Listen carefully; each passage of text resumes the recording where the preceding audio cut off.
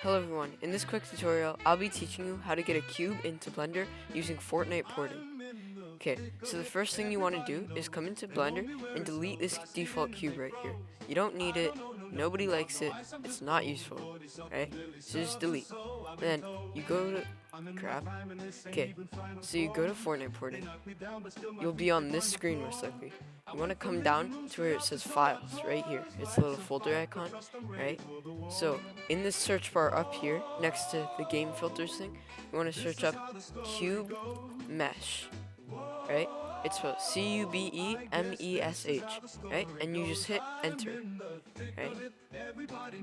And then this first one here called Fortnite game slash content slash animation slash props slash gadgets underscore lifting aura slash meshes slash inverted cube fluid dot u asset, right?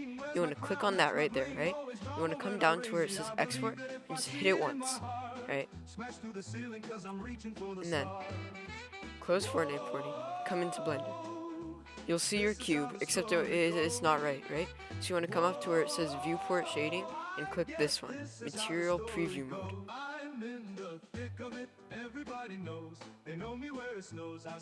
Then you gotta wait for your computer, because mine can't even load a cube properly.